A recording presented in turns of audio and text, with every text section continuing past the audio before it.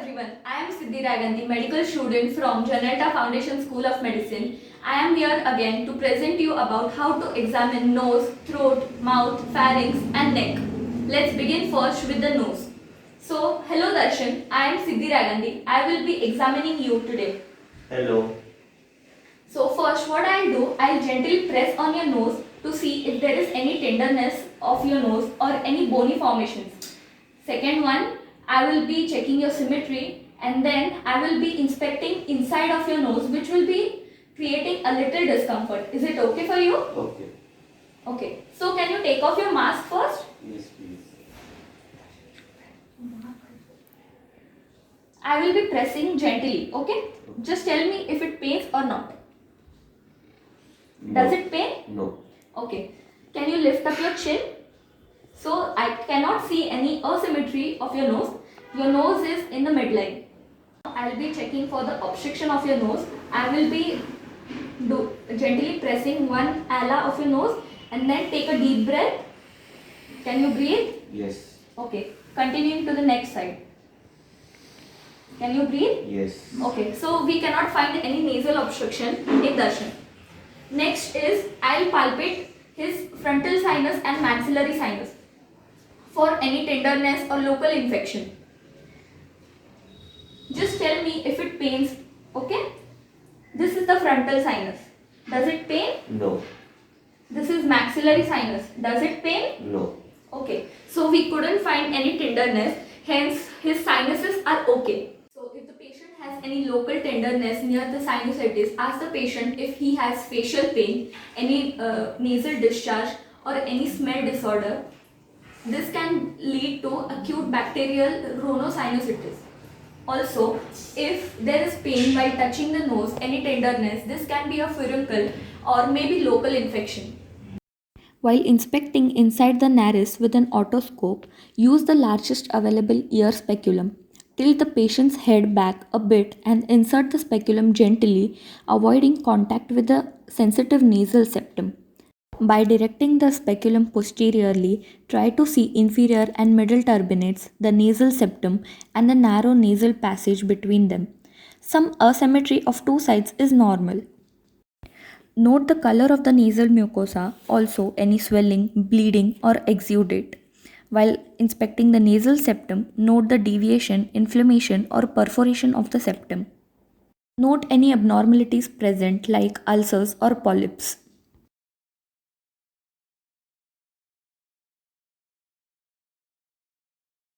So now let's begin with the examination of mouth and pharynx. We will require a pair of gloves, a pen light and a tongue depressor. What we have to examine is the lips, the gums and the teeth, the oral mucosa, the floor of the tongue and the upper surface of the tongue. Also don't forget the hard palate. We will begin inspecting the lips. So let us note the color of the lips. It is a bit dark. It should be lit pink, a light pink. So this can indicate dehydration or maybe lack of moisture. Next is oral mucosa. So we have to inspect the whole oral mucosa by turning on your pen light and using a tongue depressor. Can you open your mouth? Just depress the tongue very slightly so that the patient doesn't have any discomfort, and look for the symmetry of the uvula and check for the hard palate that if the color is okay or there are no ulcers or nodules on the hard palate. Now use the tongue depressor, move the tongue towards the lateral side and inspect if there is any white nodule or ulcers. Now do the same on the other side. So this is done. Now let us go for the gums and teeth. Inspect the teeth and gums. Check for any nodules, ulcers, discoloration because there are high chances of cancer. Now mostly the gingiva is of pink color, but in dark skinny people the gingiva is lightly dark. Check for the tongue symmetry. Darshan, open your mouth please. Can you put your tongue out?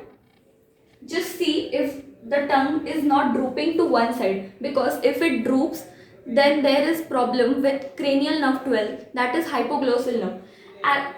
Darshan's tongue is totally fine, so the hypoglossal nerve is intact. Now, for looking for any lesions, nodules, or ulcers, we have to just grab tissues and check, hold the patient's tongue. Can you move your tongue out? Hold the patient's tongue, move it towards the laterally, check for any nodules, ulcers, and do it for the same. Discard the tissue paper after the use. Now we will inspect for the pharynx. Darshan, can you open your mouth? Do ah, big ah. Ah. Okay, so using the tongue depressor, we'll just depress the tongue. Check if uvula is not on any other side and is in the center. This shows that the cranial nerve 10, that is vagus nerve, is intact. There are few things you need to take into consideration if you find these in your examination. The first one is if you find any redness near the gingiva or if you find interdental papillae are swollen, this can suggest you gingivitis.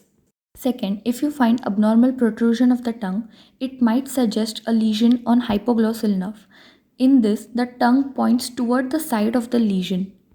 If men aging more than 50 years are smokers or heavy users of chewing tobacco, can be usually having squamous cell carcinoma.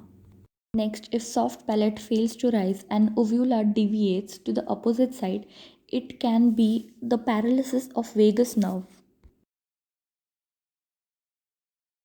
Beginning with the remaining part of the examination, that is the inspection of the neck, what we really have to inspect in the neck is the lymph nodes, the trachea, the thyroid gland, the cricoid cartilage, thyroid cartilage. Let's begin with the palpation of the lymph nodes. How you will palpate the lymph nodes? So using both the fingers of your hand, like the index finger and the middle finger of both hands, use those in circular motion to palpate the lymph nodes. Now there is a sequence for palpating the lymph nodes. That is, first we'll go on with the sequence. The first is preauricular, that is in front of the ear, just in front of the tragus. That is this one.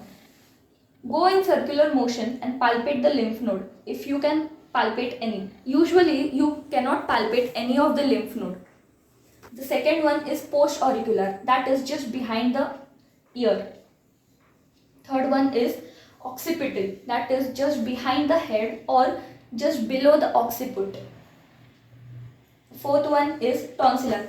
The tonsillar node you will find here, just here in the angle of the mandible. This is the tonsillar node. Fifth one is submandibular. Because this is in a line, this should be in a sequence. This is submandibular. Now next one is submental lymph node, here just below the mental. This is submental. Seventh one is superficial cervical. Superficial cervical is mostly on the sternocleidomastoid. This is the sternocleidomastoid. You will find it here, just above it. This is superficial cervical. Now the eighth one is posterior cervical. Posterior cervical is just in front of the trapezius muscle. This is the trapezius muscle. You will find it here.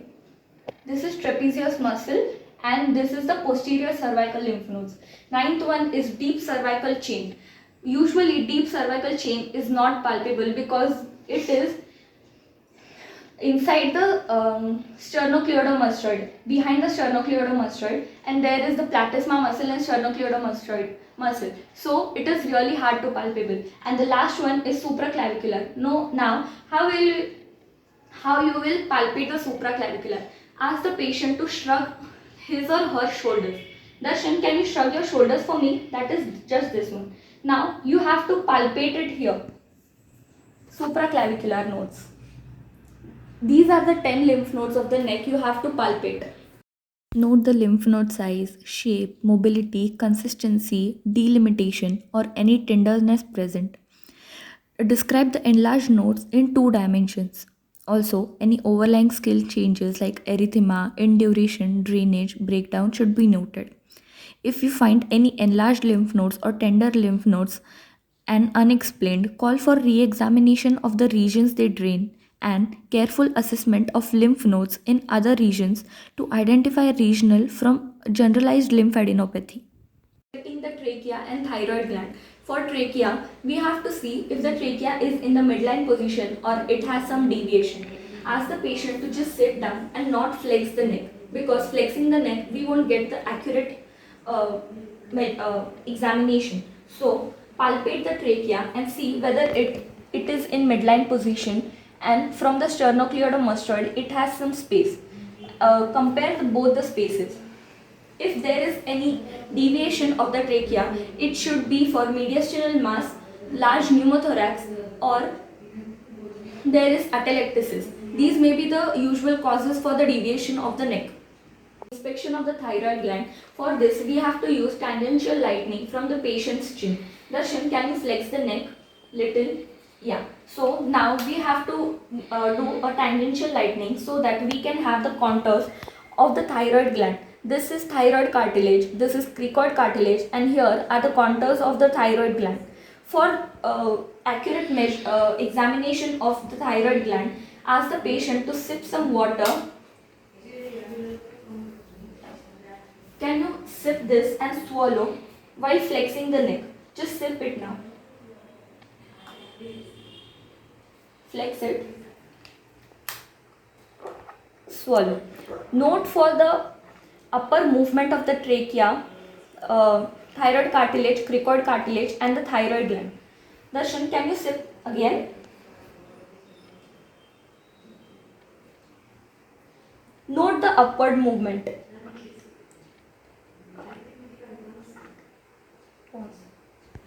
To confirm the visual observations we just saw now, we have to palpate the thyroid gland by standing just in front of the patient. So now I will ask Darshan to just flex the neck little, palpate. How to palpate now? Remember the contours. This is thyroid cartilage, the notched one. Below it is just the cricoid cartilage, and below it we saw the contours of the thyroid gland. So this is the thyroid isthmus. This is the thyroid isthmus, and palpating laterally, we'll find the thyroid lobes. Usually, the thyroid isthmus is located on the second, third, and fourth tracheal rings. There is another approach to palpate the thyroid gland, which is posterior approach. So, ask the patient to flex the neck. Darshan, can you flex the neck? But slightly, because this can relax the sternocleidomastoid muscle. Now, place your fingers just below the cricoid cartilage. That is, your index finger should be below the cricoid cartilage, which is here. Now, like previously, ask the patient to sip and swallow the water so that you can deviate and palpate the thyroid gland.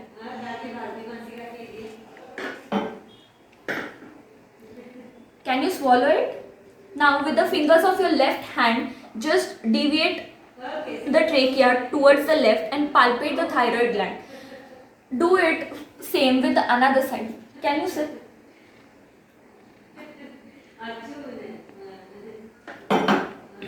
Same with the right side.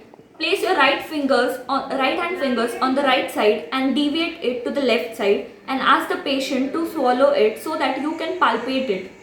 Now, find the lateral margin similar to the thyroid gland. Are somewhat harder to feel than isthmus, so practice is needed.